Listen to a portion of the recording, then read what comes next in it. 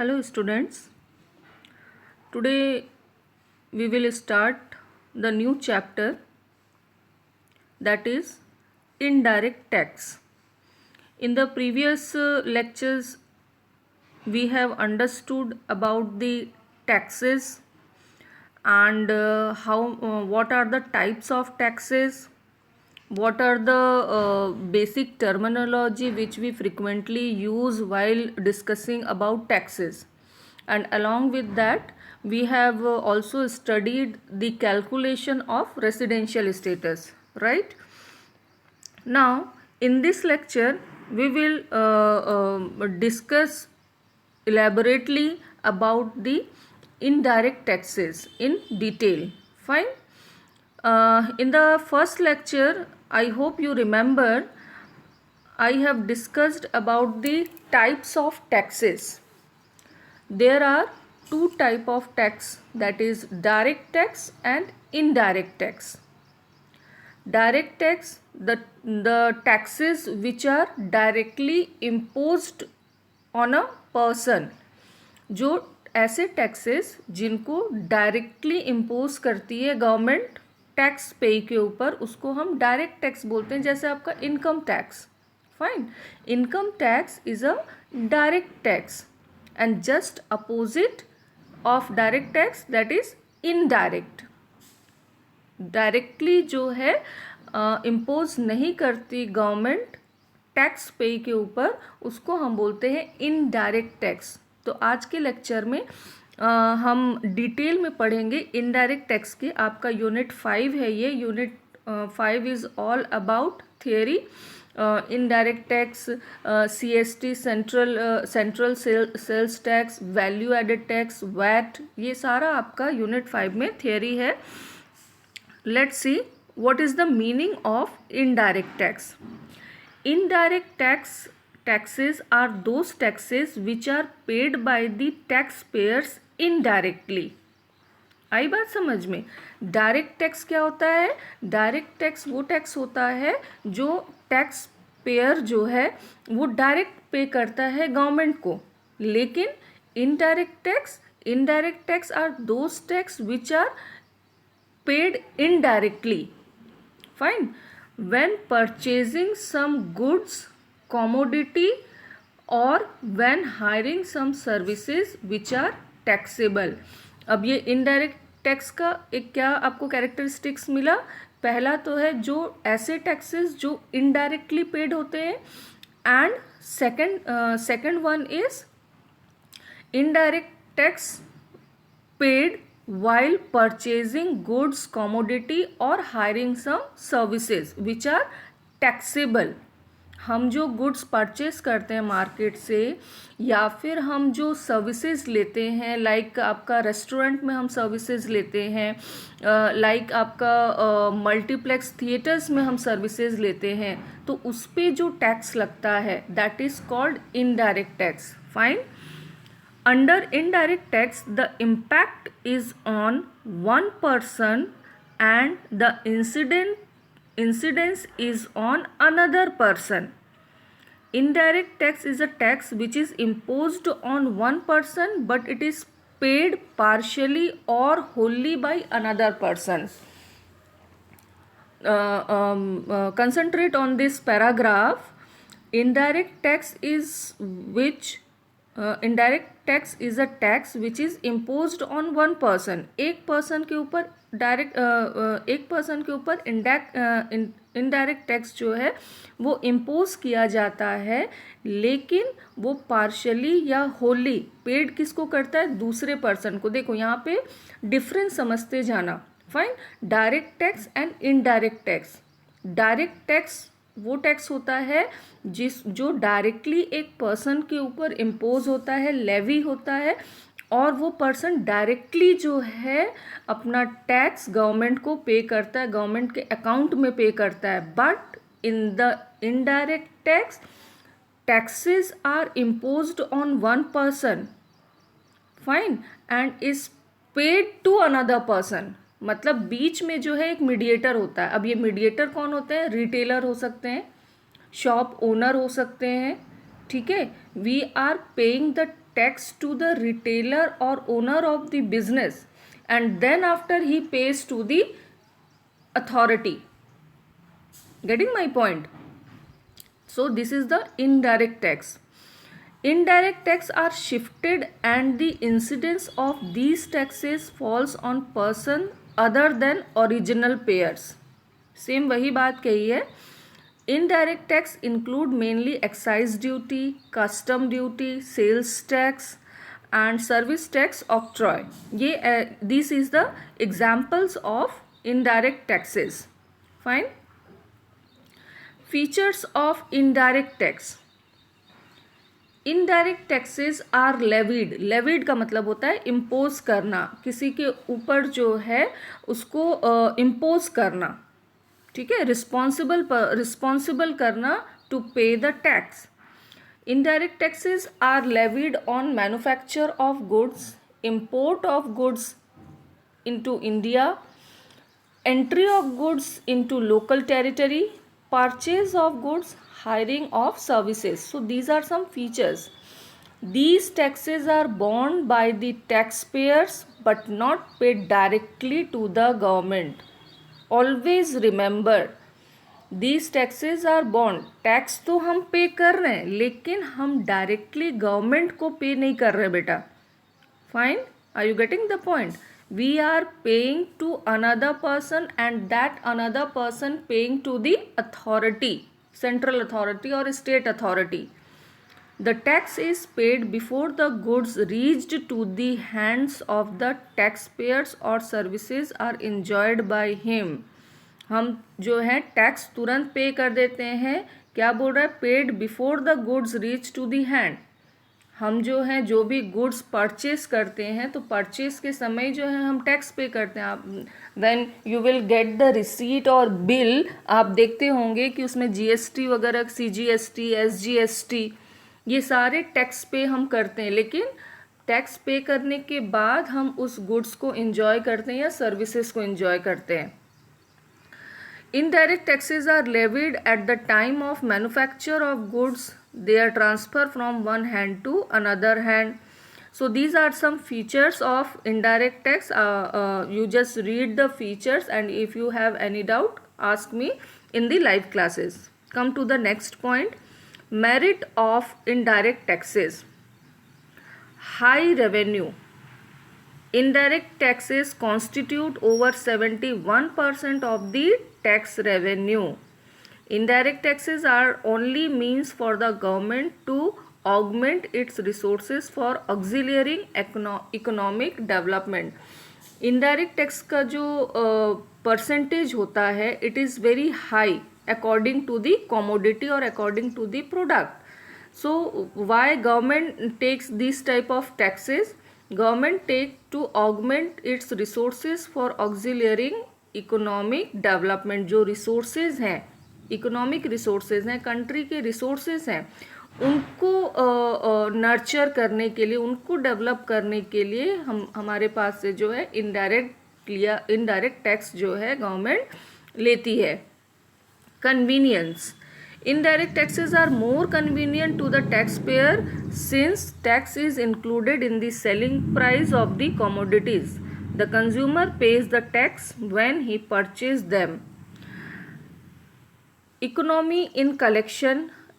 एक बड़ा अमाउंट जो है इनडायरेक्ट टैक्सेस जो है एक हैवी रेवेन्यू, हाई रेवेन्यू है for the government. And government जो है वो एक गुड अमाउंट जो है मोर देन डायरेक्ट टैक्सेस, एक गुड अमाउंट जो है एज टैक्स वो कलेक्ट करती है पब्लिक से. ठीक है. Wide scope, flexibility. Now next is the discourage the consumption of article which is injurious to health. Fine. Indirect tax imposed on intoxicants like wine, opium, tobacco, इस पे भी जो है हम टैक्स पे करते हैं. Those are the users of these products. They indirectly pay the taxes and government charge very high tax on this kind of product which is injurious to health. So this is the merit of indirect taxes. Now we'll see demerits of indirect taxes. Regressive in nature. Indirect taxes are charged on commodities of general consumption. Daily use की जो चीज़ें होती हैं, daily जो हम products use करते हैं, उन प्रोडक्ट्स पे जो है गवर्नमेंट टैक्सेस जो है वो रेगुलरली लेती हैं. In fact these taxes are rigorously change. इनमें जो है परसेंटेज में चेंज होता रहता है, कोई एक फिक्स परसेंट नहीं होता. Since the indirect tax is uniform, the tax payable not commodity is the tax payable on commodity is same whether it is purchased by a poor man or a rich man. Indirect tax का जो percentage होता है, जो बोल रहा है, वो percentage सबको देना पड़ता है, whether he is a poor man और rich man. Reduces demand of goods. Tax on good increase in selling price. Yes, अगर टैक्स रेट इंक्रीज होगा तो प्रोडक्ट की प्राइस में भी इंक्रीज होगा, सेलिंग प्राइस इंक्रीज होगा. And what would be the impact on the product? The demand will be low. Next is less productive. As indirect tax involve many stages, the cost of collection may be high in relation to the revenue yielded. Manufacturing place से आपके market place तक लाने के लिए भी जो है product में टैक्स देना पड़ता है, प्रोडक्ट पे टैक्स चार्ज होता है, जिसके कारण जो है प्रोडक्टिविटी, मैन्युफैक्चरर्स जो है वो प्रोडक्टिविटी को कम कर देते हैं, क्योंकि उनके ट्रांसपोर्टेशन चार्जेस जो हैं वो बहुत ज़्यादा हो जाते हैं. ठीक है. It is to be collected from lakhs of people in a small amount, and large number of staff should be employed for collection. Discourage saving, uncertainty. So these are some demerits, disadvantage of indirect taxes. It is very important to know the difference between direct tax versus indirect tax. ये exam में आता ही है आपके, कम से कम इसमें आपको 10 points लिखना ही है. The difference between direct tax and indirect tax. Fine. So you just read the differences between these two taxes. If you have any doubt, you ask me in the live question. Now next we'll come to the part that is central sales tax. It is also indirect tax. Fine, but it is something different. What is CST? 1956. It is formulated, this tax is formulated in 1956. Central sales tax is a tax on sales of goods levied by the central government. ठीक है. जो हम अभी हम जो बात कर रहे थे, सेल्स टैक्स और ऑक्ट्रॉय और एक्साइज ड्यूटी, कस्टम ड्यूटी, ये सारी चीज़ें जो है, ये जो टैक्सेस हैं, that is levied by the state government. लेकिन सेंट्रल सेल्स टैक्स जो है वो डायरेक्टली सेंट्रल गवर्नमेंट जो है लेवी करती है टैक्स पेयर के ऊपर. It is applicable only in the case of interstate sales. That is why I have written in bold letter, central sales tax जो है तभी applicable होता है जब interstate sale हो, मतलब moving of good from one state to another state in the country. That is interstate. दो type के होते हैं, one is intra state and second one is inter state. So central sales tax are applicable in inter state sales and not on sales made within the state और import export of sales. Import export अगर out of the country import export हो रहा है तो उस पर central tax नहीं लगता है. एंड जो आपका सेलिंग हो रहा है या गुड्स की मूविंग हो रही है विद इन द स्टेट, उस पर सेंट्रल सेल्स टैक्स नहीं लगता है. सेंट्रल टैक्स जो है, सेंट्रल सेल्स टैक्स जो है applicable only on inter state sales. Fine. Interstate sales is when a sale or purchase constitutes movement of good from one state to another state. See in this picture, there is two type of sales. One is intrastate sale and second is interstate sale. Intrastate sales means moving of goods, transportation of goods from one city to another city in the state, inside the state only. ठीक है, जैसे रायपुर से बिलासपुर आ रहा है या बिलासपुर से आपका रायपुर जा रहा है, तो ये होता है इंट्रा स्टेट सेल्स. लेकिन वही अगर गुड्स आपका रायपुर टू गुजरात गया तो वो हो जाएगा आपका inter state sales and the central sales tax will be charged. Fine, getting the point. Now next is features of central sales tax. It extends to the whole of India. It is applicable only in India, not in the import-export business out of the country. Every dealer who makes an interstate sale must be a registered dealer and a certificate of registration has to be displayed at all places of his business. If any dealer paying central sales tax, he should have registration, he must have registration and he must be declared as a registered dealer of the product. Okay, registration होना चाहिए. जैसे licence होता है उसी तरीके से registration भी होता है. तो डीलर के पास रजिस्ट्रेशन की कॉपी होनी चाहिए और एक रजिस्टर्ड डीलर वो होना चाहिए. If he is paying CST.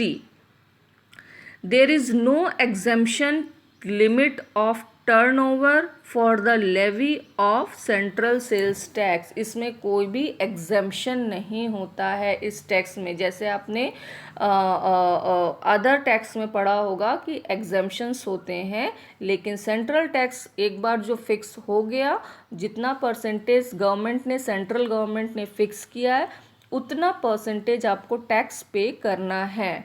ठीक है. Under this act the goods have been classified declared goods or goods of special importance in interstate trade or commerce and other goods. Central sales tax में goods को divide किया गया है, classified किया गया है, declared goods and some special kind of goods. The rates of tax on declared goods are lower as compared to the rate of tax on goods in the second category. Okay? Even though the central tax has been framed by the central government, but the state government are allowed to frame such rules subject to such notification and alteration as it deem fit. Means here it is written, central government ने तो एक बार जो tax है वो fix कर दिया, CST fix कर दिया, but it is allowed to state government that he may change or can do the amendment in the central tax, but it should be notified. It should be notified to central government कि भाई आपने जो tax हम पे लगाया है, जैसे central government ने छत्तीसगढ़ में जो टैक्स लगाया है, it is depend on state government कि वो जो है उस टैक्स में अमेंडमेंट कर सकती है. लेकिन अगर उसमें कोई अल्ट्रेशन या फिर अमेंडमेंट होता है, that should be notice to central government. ठीक है. These are some features of central sales tax. Now the definitions of CST. ये definitions आपको याद होने चाहिए, ठीक है, because it is section wise. अब ये एक लॉ है, ठीक है, तो लॉ में सेक्शंस होते हैं, वो सेक्शंस वाइज आपको डेफिनेशन याद होने चाहिए.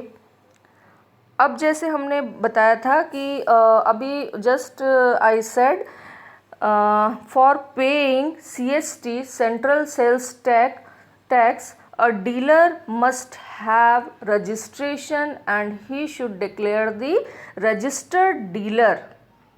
अब वो रजिस्ट्रेशन कैसे होता है, उसका क्या प्रोसेस होता है, क्या फॉर्म फिलअप किया जाता है, तो ये होता है आपका CST transaction forms. Form C, form D, form E1, form E2, form F, form H, form I. ये जो है अकॉर्डिंग टू, अब वो डीलर कौन से टाइप के गुड्स की ट्रेडिंग कर रहा है. एक होता है डिक्लेयर्ड गुड्स और एक होता है आपका some important kind of goods. So it is depend on the goods. Okay, it is depend on the goods कि डीलर कौन से गुड्स की ट्रेडिंग कर रहा है, एंड अकॉर्डिंगली ही will fill the form. Objects of the central sales tax.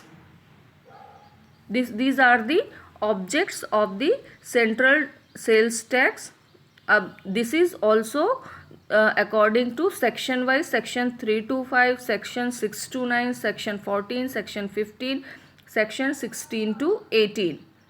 Okay, section 325 क्या बोलता है भाई? Formulate principles for determining when a sale और purchase of goods takes place in the course of interstate trade or sale outside state or sale in the course of import or export from India. Section 325. ये section 325 में सारे rules दिए हुए हैं, protocols दिए हुए हैं. If goods are traded by the dealer from one state to another state along with import or export from India. So section 325 elaborate the rules of central sales tax. section 629 में आते हैं. provide for levy, collection and distribution of taxes on sale of goods in the course of interstate trade or commerce. section 629 ये बताता है कि taxes का distribution किस तरीके से करना है in each and every state, and how to collect these taxes. Section 14 declare certain goods to be special importance in the interstate trade or commerce. जैसे मैंने बताया था कि goods are classified in two category. One is declared goods and another one is special kind of goods. So section 14 में जो दो goods हैं, declare and importance special importance goods, उसके बारे में explain किया गया. section 15 impose restrictions and conditions on state government to levy tax on sale or purchase of. अब ये section 15 क्या है? section 15 explains about the restrictions and conditions on each and every state government. यहाँ पे जो है rules को restrict किया गया है, ठीक है. if you are breaking the rule, if you are not paying the taxes, what should be the consequences? So ये स्टेट गवर्नमेंट के ऊपर जो है लेवी किया जाता है. Section 16 to 18 provide for collection taxes from companies under liquidation. अब जो है कंपनीज के ऊपर सेक्शन 16 to 18 में ये एक्सप्लेन किया गया है कि कंपनी जो टैक्सेस पे कर रही हैं, क्योंकि कंपनीज भी जो हैं वो टैक्स पे करती हैं, they also do the inter state transaction, inter state trade. So how these companies will pay the tax and how to collect these taxes. Fine. So this is all about indirect tax and central sales tax. read properly, and if you have any doubt, you may ask in the live session. Thank you so much.